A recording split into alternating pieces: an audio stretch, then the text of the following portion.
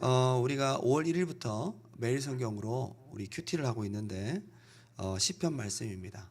시편은 언제 봐도 은혜가 되고 공감이 되고 기도가 되지 않을 때 우리로 하여금 기도하게 만드는, 하나님께 고백하게 만드는 그런 기도의 능력의 시들입니다. 총 150편이 있는데요. 1편과 2편은 인트로죠. 그죠? 서론입니다. 시편을 열어주는 역할을 합니다. 근데 3편부터가 본론인데요. 참 당황스러운 것은 본론으로 딱 들어가자마자 너무 당황스러운 주제의 노래가 펼쳐지고 있다는 겁니다. 이렇게 힘든 노래가 있나? 이렇게 처절하고 절망적인 노래가 있나? 다윗의 일생 중에 가장 힘든 시간을 표현하고 있는 게 시편 3편이거든요. 제목이 다윗의 시, 그가 자신의 아들 압살롬에게서 도망치는 중에 부른 노래, 이렇게 돼 있어요. 이게 본론의 시작의 시입니다. 사무엘하 15장부터 18장까지 보게 되면 정말 어떤 상황인지 우리 알 수 있습니다. 최악입니다. 정말 아들한테 쫓기고 그 아들이 다른 자기의 맏아들을 죽이고 또 그 죽은 이유가 자기의 딸을 범하게 된 거죠. 결국 자기 아들이 사람들을 일으켜서 쿠데타를 일으키고 그리고 자기를 죽이려고 쫓아옵니다. 뿐만 아니라 자기의 후궁들을 범하고 아버지를 죽이겠다고 그러면서 그쪽 세력이 더 강해져서 다윗은 모든 것을 내려놓고 비참하게 도망자 신세가 된 겁니다. 사무엘하 15장에서 다윗은 깊은 상심감과 또한 배신감을 느끼게 되죠. 뿐만 아니라 내가 죄 때문에 이렇게 되었구나 라는 엄청난 그런 마음도 갖게 됩니다. 사무엘하 15장 30절 보면 다윗의 모습, 얼마나 힘들었을 때 이 시를 썼는지 알 수 있습니다. 제가 읽어드립니다. 다윗이 감람산 길로 올라갈 때에 그의 머리를 그가 가리고 맨발로 울며 가고 그와 함께 가는 모든 백성들도 각각 자기의 머리를 가리고 울며 올라가니라. 이것만 보더라도 다윗이 그냥 범죄자의 모습으로 간 겁니다. 머리를 다 늘어뜨리고 그것도 맨발로 울며 올라갑니다. 왜 하필이면 이런 절망 속에서 부르는 노래가 시편 본론의 시작이냐 우리가 생각할 수 있습니다. 저는 이렇게 묵상합니다. 이 시편 3편이 어쩌면 우리 현실에 가장 가까운 노래다 이거죠. 삶이 만만치가 않거든요. 특히 그리스도인들이 마주하는 현실은 더욱 그렇습니다. 절망적인 요소들은 도처에 깔려 있고요. 기도하면 다 될 것 같은데 그러지 않을 때가 참 많이 있습니다. 좁은 길을 걸어갑니다. 험난한 길을 걸어갑니다. 많은 어려움들을 우리는 경험합니다. 시편은 우리에게 어쩌면 가장 현실적인 노래다. 절망적인 그런 현실 상황에서 우리가 하나님 앞에 어떤 노래를 불러야 될지 그것을 우리에게 알려주는 것이 시편 3편입니다. 오늘 저는 본문을 중심으로 두 가지로 함께 은혜를 나누고자 합니다. 첫 번째는 반전의 하나님입니다. 한번 따라합시다. 반전의 반전. 그 가운데 하나님이 계신 거죠. 예. 오늘 시편은 세 번의 셀라가 있습니다. 셀라. 셀라를 보면 시편을 보면 셀라를 읽어야 되는지 말아야 되는지 어떤 분은 읽고 어떤 분은 안 읽고 그래요. 저도 어떤 때는 읽어야 되나 말아야 되나 할 때도 있고요. 괄호 안에 들은 거라 읽으면 좀 그런 것 같고 그냥 무시하기는 좀 그런 것 같고 이게 뭐야 라고 생각할 수 있습니다. 놀랍게도 셀라의 의미를 알기도 전에 셀라 나온 다음에는 반드시 내용이 바뀝니다. 반전이 있습니다. 다른 표현과 다른 감정, 내용의 흐름이 확 바뀝니다. 세 번의 셀라를 중심으로 완전히 바뀝니다. 셀라의 의미가 뭐냐 봤더니 쉼이란 뜻입니다. 간주란 뜻입니다. 예를 들면 우리 1절 부르고 중간에 간주 들어가잖아요. 그죠? 중간에 다 부른 다음에 후렴 한 번 더 부르기 전에 간주 들어가잖아요. 마지막 클라이막스 올라가기 전에 간주 들어가잖아요. 그런 거죠. 약간 쉼. 이게 어떻게 보면 음악적인 표현이고 시적인 표현입니다. 하나의 어떤 시의 형식이라고 볼 수 있는데 이 쉬는 시간 뭘 해야 될까요? 이 쉬는 시간에 어떻게 쉬었길래 반전이 일어나느냐 이거죠. 오늘 시편에 세 번의 셀라가 나옵니다. 2절과 4절과 8절. 제가 읽어드립니다. 시편 3장 1절 여호와여 나의 대적이 어찌 그리 많은지요 일어나 나를 치는 자가 많으니이다. 많은 사람이 나를 대적하여 말하기를 그는 하나님께 구원을 받지 못한다 하나이다. 셀라. 처음에는 막 엄청 힘든 거죠. 지금 내 대적이 왜 이렇게 많습니까? 삶과 신앙을 위협하는 현실을 만난 겁니다. 압살롬의 반역까지 경험하면서 반역을 하다 아들놈 새끼까지 나한테 지금 이러고 있대. 이거 어떡하냐 말이에요. 예? 다윗은 사울로부터 쫓겨납니다. 그리고 많은 사람, 전 나라가 다 다윗을 쫓아갑니다. 거기서 겨우 살아났는데 그 이후에 또 반역이 일어납니다. 다윗의 비참한 심경이 드러납니다. 뿐만 아니라 이번 압살롬의 반역은 평상시에 다윗을 조금이라도 마음에 안 들어하던 사람들이 숨어있던 수많은 다윗의 적들이 일제히 일어나서 공격합니다. 그걸 발견할 때 다윗은 완전히 마음이 무너지는 것입니다. 어찌 그리 내 적들이 많습니까? 2절에서 그리는 위기의 상황의 절정은 많은 사람들의 선언입니다.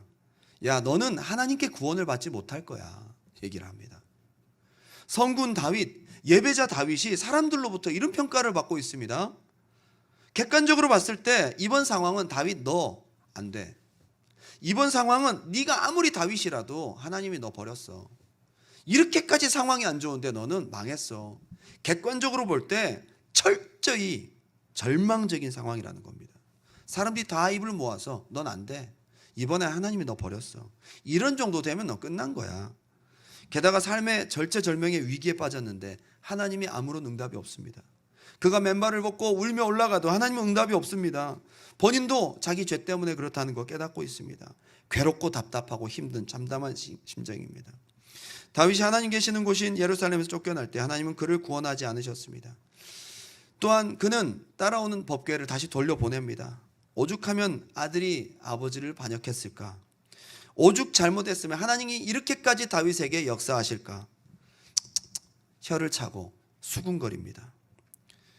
하나님께 버림받았다는 사람들의 이야기를 듣습니다. 다윗은 지금 현실적인 위기와 너무 극심한 신앙의 위기를 동시에 겪고 있습니다. 뭐라고 말로 표현할 수 없습니다. 암담한 현실과 묵상, 그 묵상에서 하나님으로 넘어가야 되는데 여기서 한 번의 셀라가 등장합니다. 쉬는 겁니다. 간주의 시간입니다. 너무 힘든데 그때 묵상하는 시간을 가져야 합니다. 호흡을 가다듬고 현실이 아닌 하나님 신앙으로 나아가야 됩니다. 거기에 셀라가 있습니다. 여러분에게 셀라가 있기 바랍니다. 이 셀라가 참 중요해요. 우리가 다 힘들거든요. 어렵고 답답하고 외롭고 어떤 그럴 때 힘들 때는 기도도 잘 안 돼, 그죠? 응? 힘들 때는 예배도 잘 안 되고 힘들 때는 막 정말 할 수가 없어. 힘들면 영적인 것도 어려워져요. 참 희한하게 힘들 때 눈물이 많이 나서 기도가 잘 되면 그러다 위로가 되는데 힘들 때는 영적인 것도 무너지고 참소가 막 밀어닥치기 시작합니다. 그때 우리가 첫 번째 셀라를 가져야 됩니다. 쉼, 간주, 인터벌이 필요하다는 거예요. 인터벌이 필요한 거예요. 여러분 그 시간을 오늘 가지시기 바랍니다.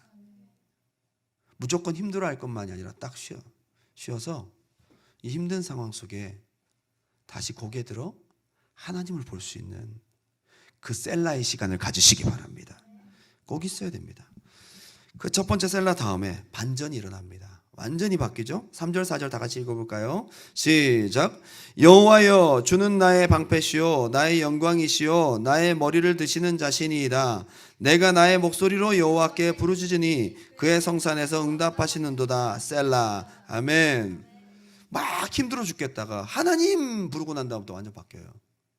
막 힘들다가 하나님 그러고 난 다음 바뀌어요. 갑자기 하나님 방패로 바뀌네? 하나님 나의 영광으로 바뀌네요? 하나님 나의 머리를 드시는 자로 바뀌고 내 목소리 듣는 분으로 바뀌고 응답하시는 자로 바뀌네. 할렐루야. 여기에 머리를 든다라는 표현이 뭘까요? 갑자기 하나님이 내 머리를 든대요. 여기에 표현은 다윗이 압살롬을 피해 도망갈 때 머리를 내리고 고개를 숙인 이유가 있습니다. 고개를 드는 것과 고개를 숙이고 머리를 가리는 것은 굉장한 차이가 있습니다. 자기의 모든 권위와 권세와 모든 지위를 잃어버렸다는 슬픔의 표현입니다. 보통 왕이 다른 큰 나라에서 쳐들어와서 그를 포로로 끌어갈 때 수족을 결박하고 왕을 이렇게 끌고 갑니다. 마치 포로처럼 권위도 잃고 모든 지위도 잃어버린 죄수처럼 그는 그렇게 끌려가고 있습니다. 그런데 3절에서 갑자기 바뀌었습니다. 하나님은 내 머리를 드시는 분이다. 이 모든 것의 반대, 하나님이 회복을 주실 것이다. 첫 번째 셀라 다음에 있었던 반전입니다. 반전의 핵심은 한번 따라 합시다. 하나님이다. 여러분, 성경 보면 다 반전이에요. 성경에 정상적인 이야기 없습니다. 전부 다 뒤집기예요. 여러분, 성경에 다 노멀하게 가면 그게 무슨 성경에 재미가 있어.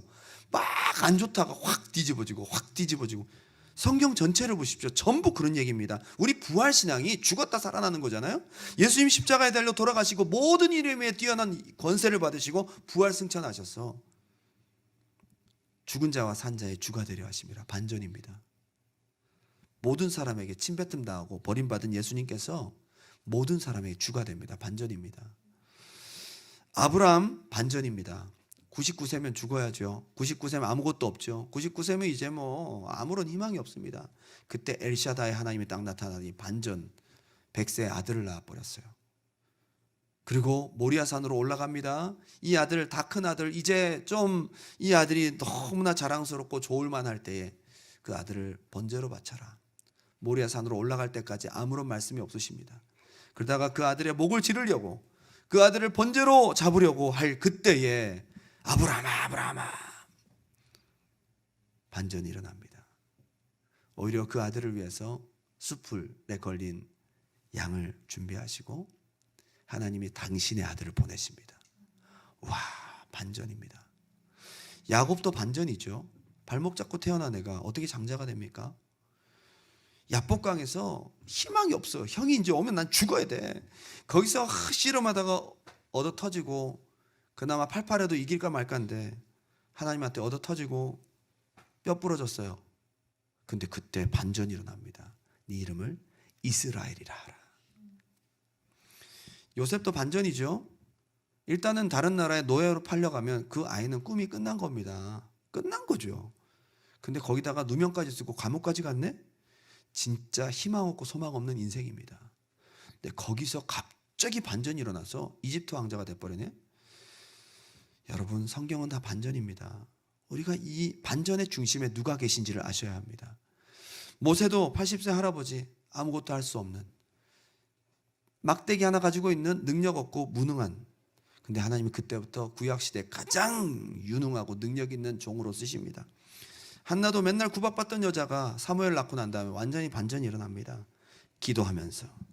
나오미와 룻은 모압 지방에 잘 살아보려고 이민 갔다가 완전 쫄딱 망하고 남편과 두 아들 죽고 나오미와 룻이 풀이 푹 죽어서 돌아왔는데 웬걸요, 거기 왔더니 기대도 안 했는데 보아스라는 사람을 딱 만나면서 반전이 일어나고 예수 그리스도의 길로 나아갑니다.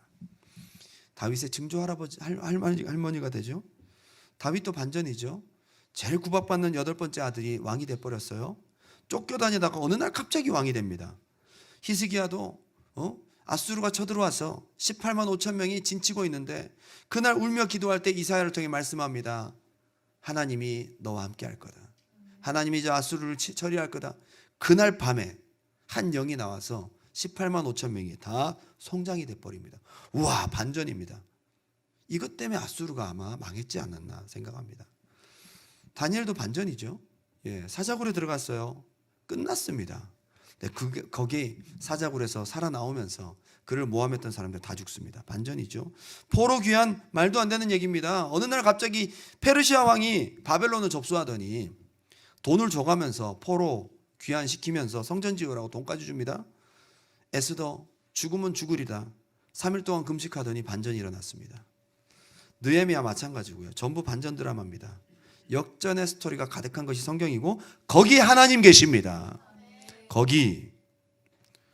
이런 반전을 기대하지 않는 것 자체가 어쩌면 하나님을 모르는 거나 우리가 믿음이 없는 것이죠. 하나님이 계신 곳에는 한번 따라 합시다. 항상 반전이 있다. 역전이 있다. 그래서 우리가 기대할 만한 거지.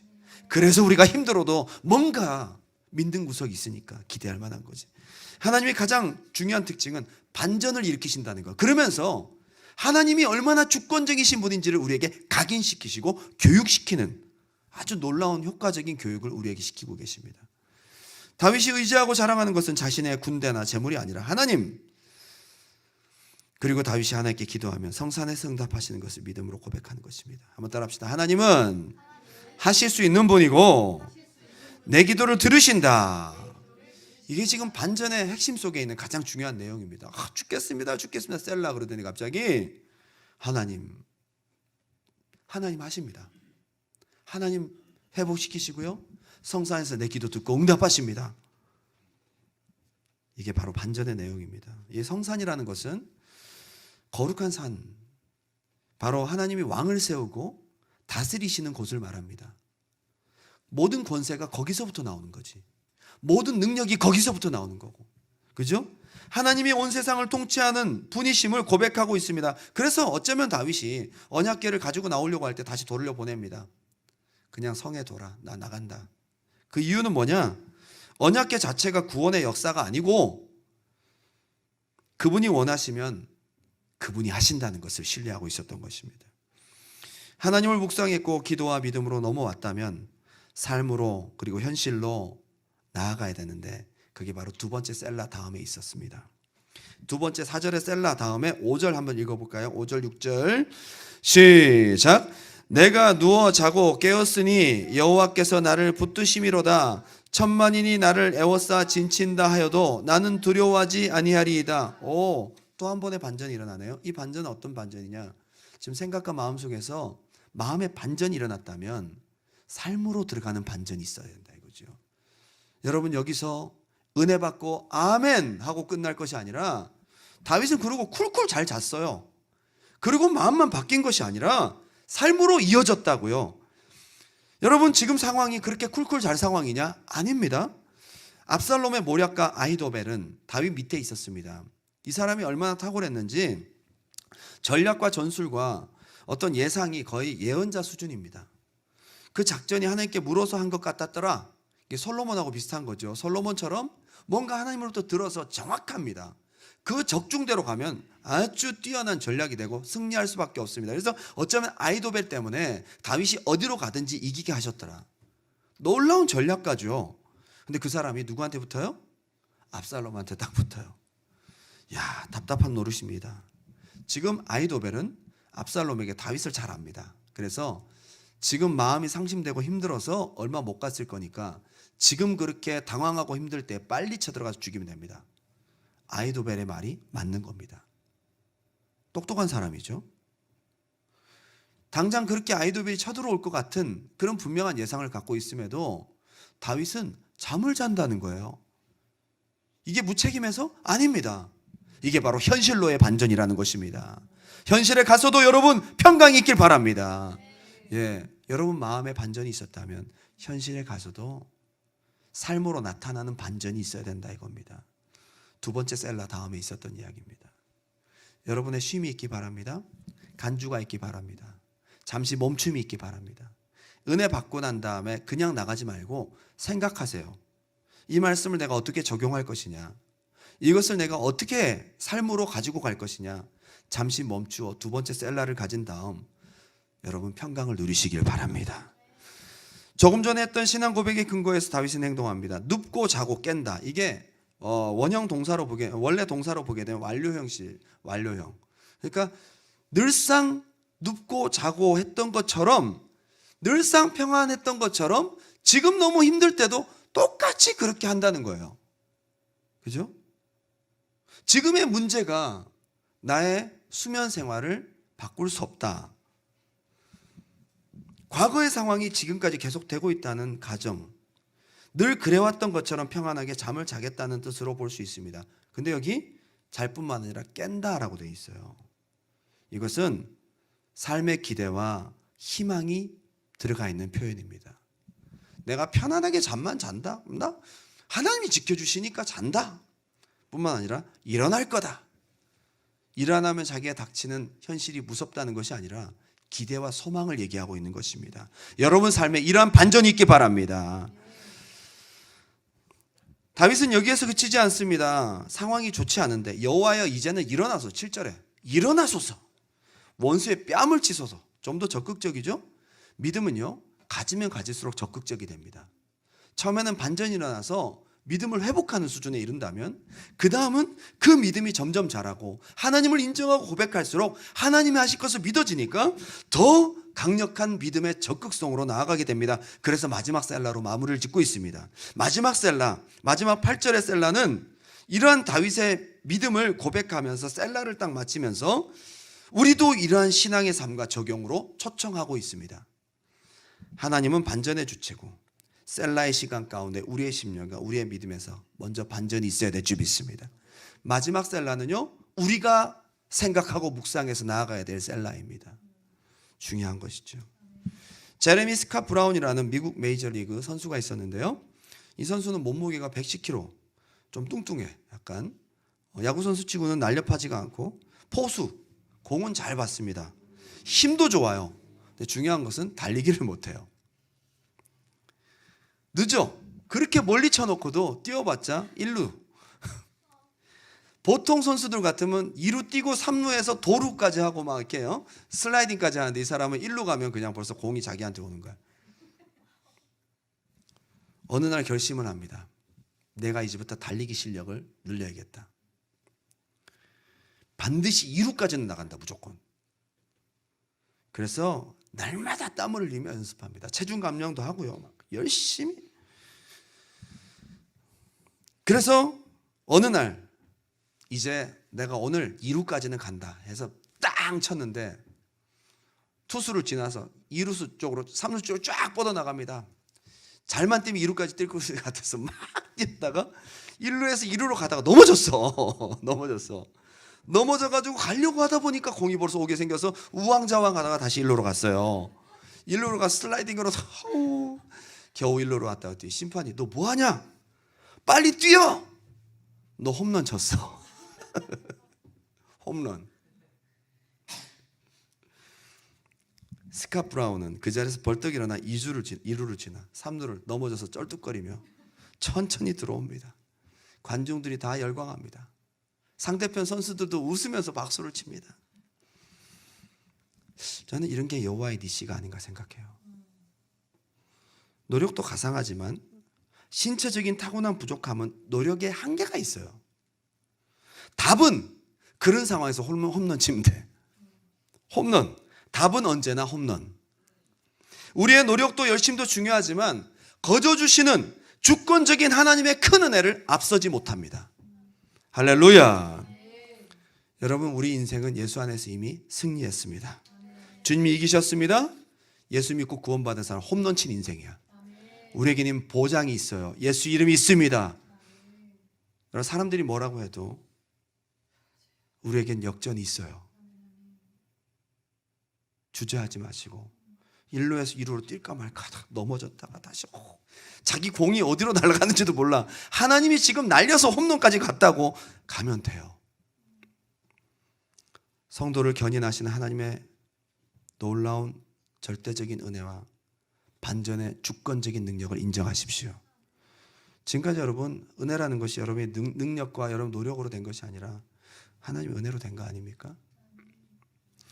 두 번째는 구원과 축복의 하나님입니다. 한번 따라합시다. 구원과 축복의 하나님. 첫 번째는 반전의 하나님, 두 번째는 구원과 축복의 하나님입니다. 갑작스러운 반전의 가장 중요한 핵심적 터닝 포인트는 하나님이라는 거죠. 여호와여 부르면서 벌써 2절, 3절부터 딱 넘어갑니다. 첫 번째 셀라가 딱 끝나면서 하나님 생각하는 거예요. 하나님 생각하니까 부르고 싶어요. 하나님께 딱 부르면서부터 모든 짐이 하나님께로 넘어가고 반전이 그때부터 일어납니다. 시편 3편 3절 여호와여 주는 나의 방패시오 나의 영광이시오 나의 머리를 드시는 자신이다. 진짜 죽을 것 같고 너무너무 힘든데 갑자기 하나님이 나오면서 확 바뀝니다. 하나님이 응답 주시면요, 내가 꾀병 부렸나? 그동안 막 잠 못 자고 괴롭다가 어느 날 갑자기 괜찮아. 허무할이 많지 정리될 때가 있습니다. 여러분, 하나님의 주권적인 능력을 심령에 느껴야 합니다. 한번 따라합시다. 하나님의 주권적인 힘을 심령에 느껴라.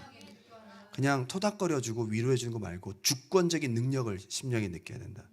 이게 너무 중요하다는 거죠. 하나님 다르다 이거죠. 위로만 하시는 게 아니라 이거죠. 시편 3장 5절에 내가 누워 자고 깨었으니 여호와께서 나를 붙드시리로다. 예, 제가 볼 때는 다윗이 자려고 노력해서 된 게 아니라 하나님이 평강을 주셔서 재워버렸어. 여러분, 우리가 스스로 느끼는 것이 아니라 하나님이 우리 심령 가득히 능력을 주시고 뭔가 하나님이 우리에게 소망을 주시고 힘을 주셔서, 그죠? 지금 모든 상황들을 이기도록 역사하시는 게 아닌가 생각합니다. 사람이 미치지 않은 바에야, 그죠? 그런 상황에 갑자기 막 괴로워하다가 웃을 수는 없잖아. 뭐 정상적인 사람이 아니면 모르겠지만 하나님께서 다윗에게 이러한 마음을 주신 거죠. 이 모든 상황보다 이것을 초월할 수 있는 하나님의 주권적인 힘을 다윗의 심령으로 느끼게 하실 때부터 반전이 일어납니다. 게다가 6절에 보게 되면 천만인이 나를 애워친다 할지라도 나는 두려워하지 아니하리라. 천만 명, 진짜 말 그대로 천만 명이 아니라 라바브라는 말에서 유래를 하고 있는데요, 만 명이라는 뜻이에요. 만. 이게 옛날 다윗 시대 때 그쪽 지역은요, 계산하기 별로 발달하지 않아서 만이 가장 큰 숫자예요. 그래서 만군의 여호와, 만군의 만, 그죠? 이 하나님, 뭔가 만이라는 숫자는 뭐 1만 만, 2만 만 이러잖아요, 그죠? 이게 만이라는 숫자가 가장 큰 겁니다. 그러니까 자기가 생각하는 많은 사람들이 자기에게 공격한다 할지라도 나는 두렵지 않다. 조금 오바가 아닌가 싶을 정도로 이런 정도로 맥시멈으로 힘들어도 안 두렵다라고 얘기를 하고 있습니다. 여러분, 구원이, 그 주권이 하나님께 있음을 진짜 심령으로 느끼면 이런 고백할 수 있습니다. 예전에 어떤 목사님이 5시간을 기도를 하고 났더니 정말 이건 과장이 아니라 손가락으로 지구를 쭉 밀면 쭉 밀려갈 것 같은 막 헛된 생각이 들더라. 헛된 생각이 아니라 주권적인 하나님의 능력이 심령 안에 채워지고 성령 안에서 깨달아지면 그런 믿음이 생기나 봐요. 그런 믿음이 생긴 줄 믿습니다. 사무엘하 15장 31절, 어떤 사람이 다윗에게 알리되 압살롬과 함께 모반한 자들 가운데 아이도벨이 있나이다 하니 다윗이 이르되 여호와여 원하옵건대 아이도벨의 모략을 어리석게 하옵소서 하니라. 다윗이 그 얘기를 듣고 큰일 났구나. 그래서 다윗이 툭 뱉은 말이 저 사람의 똑똑한 머리를 좀 멍청하게 해주세요. 근데 그게 응답이 됐어요. 놀라운 것은 32절, 다윗이 하나님을 경배하는 마루톡에 이를 때에 아렉 사람 후세가 옷을 찢고 흙을 머리에 덮어쓰고 다윗을 쌈으로 맞으러 온지라. 다윗이 그에게 이르되 네가 만일 나와 함께 나아가면 내게 누를 끼치리라. 그러나 네가 만일 성읍으로 돌아가서 압살롬에게 말하기를 왕이여 내가 왕의 종이니이다. 전에는 내가 왕의 아버지의 종이었더니 이제는 내가 왕의 종이니이다 하면 네가 나를 위하여 아이도벨의 모략을 패하게 하리라. 근데 진짜 그렇게 됐죠. 다윗의 친구 후세가 나타났는데 이 사람은 전략이나 모략이 그렇게 뛰어나지 않아요. 구수하게 전략 세웁니다. 날카롭지 않습니다. 이 사람 말은 그렇게 설득력이 없을 수 있습니다. 근데 다윗이 지푸라기 잡는 심정으로 너 가서 거기에 거짓으로 투항하는 척하고 중간에서 역할 좀 한번 해봐라. 보냈습니다. 목숨 걸고 가죠. 후세가 압살롬에게 가서 저 이제 마음을 돌이켜서 당신을 섬기겠습니다. 이거를 압살롬이 의심도 하지 않고 그대로 받아들인 것도 참 아이러니입니다. 그죠? 그러면서 이 후세가 말도 먹히지 않을 수밖에 없는데 얘기를 합니다. 아버지는 경험 많은 노련한 군사입니다. 용사입니다. 지금 막 열이 받아 있을 겁니다. 그러니까 지금 쳐들어가면 오히려 역습당할 수 있으니까 내일 좀 저녁을 가다듬어 내일 가세요. 시간 벌어주려고 한 거죠. 근데 놀라운 것은 아이도벨의 날카롭고도 전략적인 것은 무시하고 압살롬과 모든 사람들이 순간 바보가 됐어요. 그래서 후세 이야기가 좋다고 얘기를 합니다. 여러분, 이게 말이 안 되죠. 사무엘하 17장 14절에 이렇게 돼 있어요. 압살롬과 온 이스라엘 사람들이 이르되 아렉 사람 후세의 계략은 아이도벨의 계략보다 낫다 하니, 지금 제정신이 아니죠. 지금 제정신이 아니야. 이는 여호와께서 압살롬에게 화를 내리려 하사 아이도벨의 좋은 계략을 물리치라고 명령하셨음이더라. 사람들이 비정상적으로 그게 옳다라고 순간 모두가 다 한꺼번에 판단이 잘못돼서 후세에게 이렇게 넘어가는 것도 주권적인 하나님의 능력이라는 거예요. 할렐루야. 17장 23절에 사무엘아, 아히도벨이 자기 계략이 시행되지 못함을 보고 나길에 안장을 지우고 일어나 고향으로 돌아가 자기 집에 이르러 짐을 정리하고 스스로 목매어 죽음에 그의 조상의 묘에 장사되니라. 이게 이렇게까지 죽을 일인가? 둘이 비교를 해서 자기보다 더 못한 사람을 인정을 해줬어요. 그 자존심 상해서 그건 아닌 것 같고요. 저는 여기서 아히도벨에게 다시 한번 놀란 것이 뭐냐, 이 사람은 자기의 계략이 이루어지면 반드시 이루어질 거고, 만약에 후세가 이렇게 했을 때 되면 여기서 압살롬이 패배해서 다윗이 벌써 복귀하면 자기 목이 떨어질 것 같은 것까지 생각한 거예요. 얼마나 똑똑한 사람입니까? 벌써 이 계략이 이루어지지 않고 보니까 후세가 다윗 편인 것 같은데 사람들이 전부 그 말만 듣는단 말이에요. 상황을 보니까 다윗이 다시 복귀할 것 같고, 이게 실패하게 되면 압살롬도 죽을 것 같고, 그렇게 되면 자기가 살아나겠는가 해서 애시당초 이것까지 예상하고 돌아가서 빨리 죽자, 그래서 그냥 죽어버린 것 같아요. 사무엘하 18장 6절, 이에 백성이 이스라엘을 치러 들로 나가서 에브라임 수풀에 싸우더니 거기서 이스라엘 백성이 다윗의 부하들에게 패하매 그날 그곳에서 전사자가 많아 2만 명이 이르렀고, 말도 안 되는 겁니다. 도망했던 다윗의 군사들이 숫자적으로도 훨씬 적은데 성에서 모든 걸 갖춰갖고 출발했던 그 팀이 졌어요, 이게. 그리고 그 땅에서 사면으로 퍼져 싸웠으므로 그날의 수풀에서 죽은 자가 칼에 죽은 자보다 많았더라. 희한한 일은 수풀에서 싸웠는데 칼에 맞아 죽은 사람보다 자기 스스로 걸려서 죽고 막 맞아 자기 스스로 빠져 죽고 그런 사람이 더 많았다는 거죠. 하나님이 하셨다. 9절에 압살롬이 다윗의 부하들과 마주치니라. 압살롬이 노새를 탔는데 그 노새가 큰 상수리 번성한 가지 아래로 지날 때에 압살롬의 머리가 그 상수리 나무에 걸림에 그가 공중과 그 땅 사이에 달리고 그가 탔던 노새는 그 아래로 빠져나가니라. 무슨 내용인지 그림이 생각나시죠? 노새를 타고 가는데 나무가지에 머리가 걸렸는데 보통 사람 같으면 머리가 뜯어지든가 해서 할 텐데 머리카락이 워낙에 뿌리가 깊고, 그죠? 그래서 이게 얽혀가지고 머리가 엄청 길었어요. 600세겔이라고 했으니까 이게 벌써 무게가 엄청난 거죠. 그게 지금 머리가 감겨가지고 대롱대롱 매달려 있는데 땅 높이가 창으로 찌르기 좋은 위치에 딱 하나님이 잡아놓으신 거예요. 진짜 말도 안 되는 상황이 벌어진 겁니다. 아히도벨이 속상해서 죽어버릴 만큼 그렇게 사람들이 판단력이 흐려져서 그렇게 됐고요. 다윗의 절친 후세가 투항할 때 의심 없이 받아들이고, 아히도벨이 자기 감정을 이기지 못하고 치명적인 생각착오로 죽고, 수적으로 게임도 안 되는 전쟁에서 이겨버리고요. 압살롬이 가다가 어이없게 나무에 머리카락이 걸려서 잡혀있다가 죽고, 보통 사람 같으면 몸무게 못 버티거든요. 압살롬은 딱 그렇게 그때 순간적으로 머리가 감겼는데 이거를 어떻게 손으로 뜯을 수가 없었나 봐요. 대롱대롱 매달려 있는데 그 많은 압살롬의 부하들은 발견 못하고 다윗의 부하들이 압살롬을 발견해서 죽여버렸어요. 여러분, 참 희한한 일입니다. 하나님은 반전의 하나님이 맞고요, 하나님의 주권적인 역사로 사람들의 마음도 상황도 능히 바꾸실 수 있는 분이 하나님이심을 믿으시기 바랍니다. 시편 3편에 다윗은 이 하나님을 노래했고 그 믿음대로 되었습니다. 한 가지 더 생각할 것이 있습니다. 결론을 맺으면서 시편 1편과 2편, 3편 다 복을 얘기하고 있습니다. 공통점이 다 하나님으로부터 오는 복을 얘기하고 있어요. 시편 1, 2, 3편이요. 네, 1편은 말씀을 사랑하고 말씀을 묵상하고 따르는 자의 복을 말하고 있고요, 형통의 복이죠. 두 번째 시편 2편은 이 세상을 심판할 왕이신 메시아를 섬기고 여호와께 피하는 자의 복을 말하고 있습니다. 그죠? 메시아를 섬기는 자의 복을 말하는 거죠. 그런데 시편 3편은 좀 달라요. 쓰여진 단어도 다릅니다. 시편 1편과 2편의 복은 아슈레라는 히브리어고요, 시편 3편의 복은 베라카라는 히브리어입니다. 그런데 아슈레라는 것은 행복한 상태를 말합니다.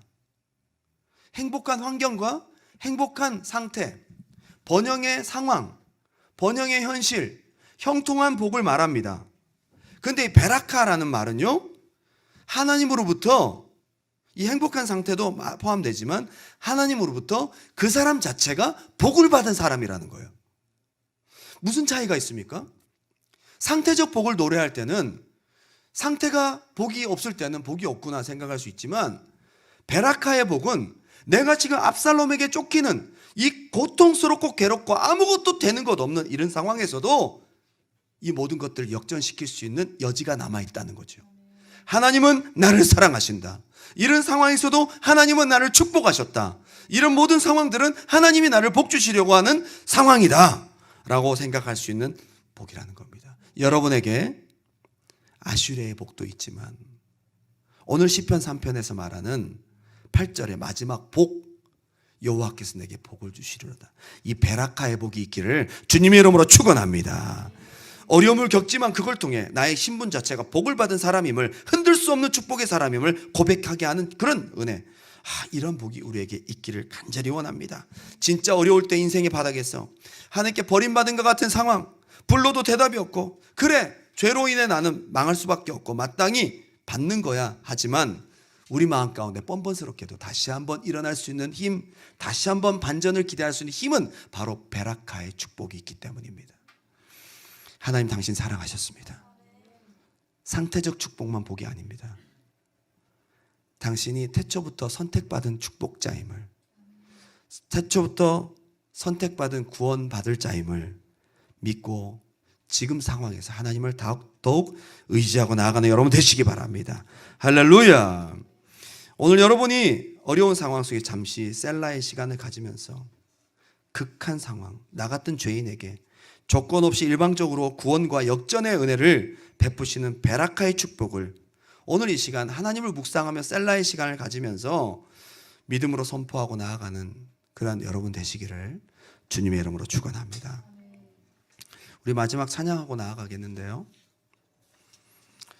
지금 코로나 사태가 길어지면서 안 힘든 사람들이 없습니다. 다 힘들죠. 비즈니스 하시는 분들도 힘들고, 직장 다니시는 분들도 힘들고, 심지어 교회도 많이 어렵습니다.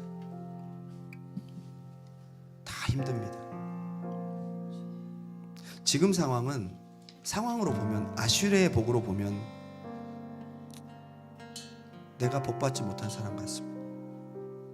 근데 지금 상황 속에 다윗과 같이 하나님 내게 베라카의 복을 주세요. 언역과 기근과 전염병, 지진, 말세의 극한 환난과 핍박과 세상으로부터 미움받는 그 어려운 상황 속에서도 우리가 가져야 될 복은, 나는 그리스도의 신부다.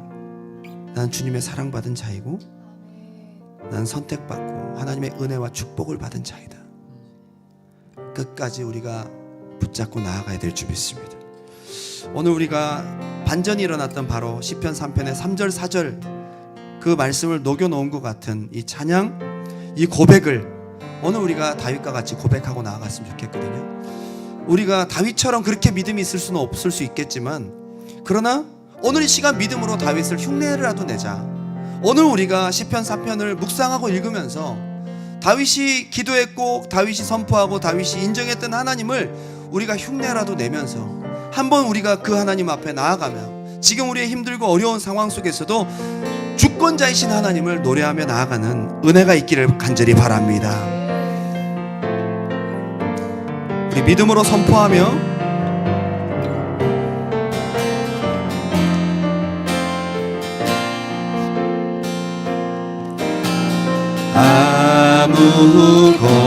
아무것도 두려워 말라. 주 나의 하나님이 지켜주시네. 놀라지 마라, 겁내지 마라. 주님 나를 지켜주시네. 다시 한번 고백합니다. 아무것도 두려워 말라. 주 나의 하나님이 지켜주시네. 놀라지 마라. 마라 겁내지 마라 주님 나를 지켜주시네 내 맘이 힘에 겨워 지칠지라도 주님 나를 지켜주시네. 주님 나를 우리에게는 반전의 하나님이 계십니다. 선포합니다. 세상의 험한 풍파 몰아칠 때도 주님 나를 지켜주시네 우리 다윗과 같이 고백합니다. 주님은 나의 산성 주님은 나의 요새 주님은 나의 소망 나의 힘이 되신 여호와 아무것도 두려워 말라.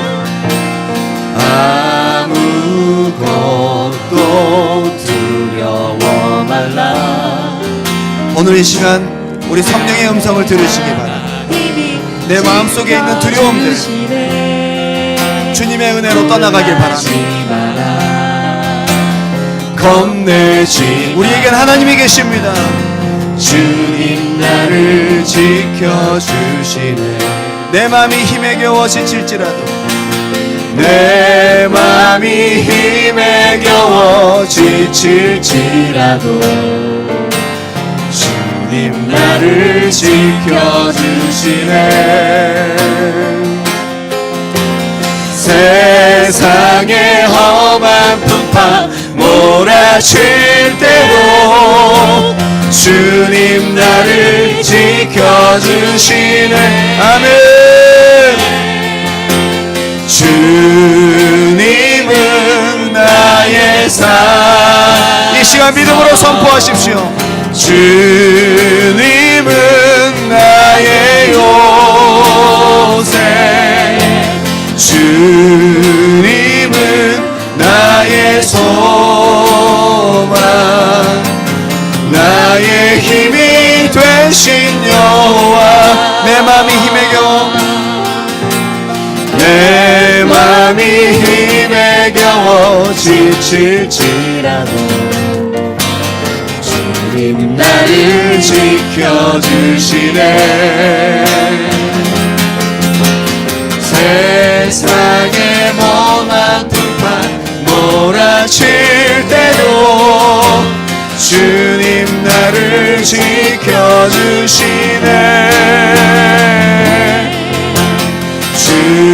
주님은 나의 산성 주님은 나의 요새 주님은 나의 나의 유일한 소망이십니다. 나의 힘이 되신 마지막으로 고백합니다. 주님은 나의 산성 주님은 나의 산성 주님은 나의 요새 주님은 나의 소망 나의 힘이 되신 여호와 우리 이 시간 있는 자리에서 함께 무릎 꿇고 기도할 때 우리가 다 어려운 상황들을 겪습니다. 근데 저는 오히려 시편 3편이 너무 희망적인 거예요. 야, 이렇게 어려운 상황에서도 하나님 찬양할 수 있구나. 이런 상황에서도 하나님을 기대할 수 있구나. 이런 상황에서도 역전의 하나님을 바라볼 수 있구나. 이런 상황에서도 내가 복받은 사람임을 인정할 수 있구나. 전 다윗을 통해 너무 많이 배웁니다. 오늘 여러분이 어떠한 상황과 어려움 속에 있든지 반전의 주인공 되신 하나님을 오늘 인정할 때이며 그 하나님, 지금이 진짜 내가 하나님 믿는 신앙을 고백할 때, 그리고 또 한 가지, 이제 우리가 아슈레의 복만 구할 것이 아니라 어떤 상황에도 내가 하나님의 사랑받고 은혜받고 복받은 존재라는 것을 인정하는 베라카의 신앙을 고백할 때, 베라카의 복을 우리가 선포할 때인 줄 믿습니다. 주여, 내 정체성이 흔들리지 않게 도와주옵소서. 내가 하나님의 사랑받고 은혜받고 축복받은 존재라는 정체성이 흔들리지 않게 도와주시옵소서. 간절히 기도하고 하나님 앞에 나아가는 여러분 되시기 바랍니다. 우리 주님의 이름 한번 뜨겁게 부르고 다윗처럼 주님 앞에 고백하며 나아갑니다. 우리의 고백을 들으시고 붙잡아 주시고 오늘 우리가 고백하고 선포할 때부터 반전의 역사가 일어날 줄 믿습니다. 우리 주님의 이름 한번 뜨겁게 부르고 기도합니다. 주여,